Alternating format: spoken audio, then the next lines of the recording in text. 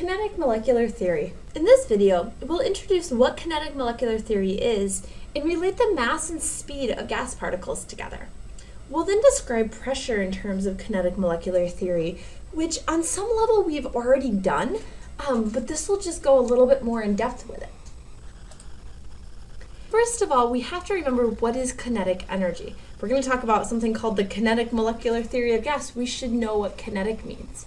That's the energy of motion. So similarly, here when we have the kinetic theory of gas, we're going to be talking about that kinetic energy of gas. What is the kinetic theory of gases? We're assuming that molecules are point masses. What does point mass mean? This isn't that different from the ideal gas law. We assume that they have mass, but they have no volume at all. So point mass meaning no volume, even though they have mass. They have constant random motion.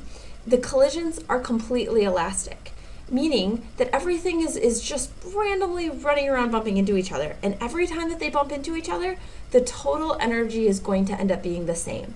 So while one may transfer all of its energy to the other one, yet that total energy is conserved.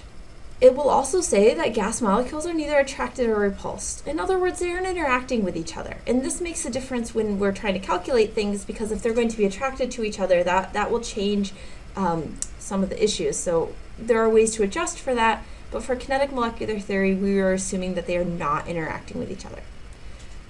It will also tell us that average kinetic energy is proportional to temperature.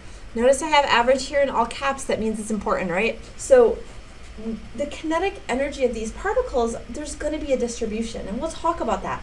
But one particle may be moving rather slowly, one particle may be moving rather fast, but we will get a distribution, and we will have an average in there. And so that average kinetic energy is going to be what is proportional to temperature, not the kinetic energy of one particular gas molecule. In a bit more detail, this means that at a given temperature, two different gas molecules are going to have the same kinetic energy. Keep in mind what we already know about kinetic energy. Kinetic energy is equal to 1/2 mv squared. So if we're having the same kinetic energy, but different masses, the velocity is going to have to be changed to counteract that. If our masses are changing, but our kinetic energy are staying the same, our velocity or our speed is going to have to change to make up for that change in mass. They're going to be inversely related.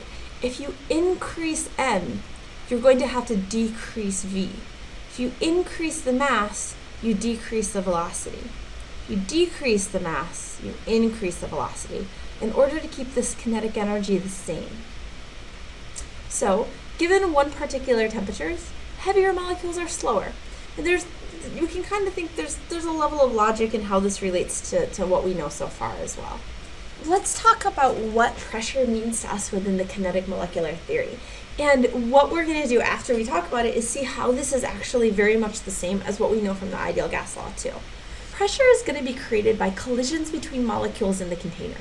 And that makes sense, right? The molecules are in a way sort of holding the container up, holding the container at a certain volume by running into the sides of the wall. Now, what's going to create more pressure then? Well, there's two ways, right? We could, one, hit them with more force. So if we hit them with more force, the molecules are going to be needing to move faster. The faster the molecules move, the faster they hit the walls, the more force they hit the walls with, and the more pressure you have. Now, similarly, what happens if instead of hitting them harder, we just hit them more often? If we have lots and lots of collisions, we double the number of collisions, that's going to also increase the pressure. How do these two things relate to the ideal gas law and what we already know about pressure? Well, first let's start with the speed. So if things are having to move faster, and the faster they move, the more pressure we get. What happens if our molecules are moving faster? If our molecules are moving faster, what does that say about our temperature? Well, it says that our temperature is higher, right? Faster moving molecules have a higher temperature.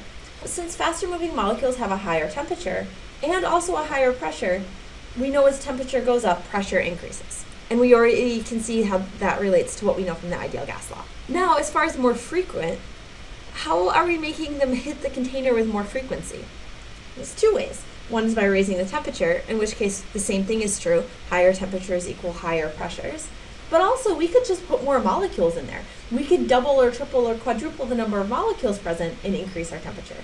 It's the same thing as what Avogadro's law told us. If you increase the number of molecules, you increase the pressure, which comes from the ideal gas law as well. In summary, now you know the basic idea behind the kinetic molecular theory.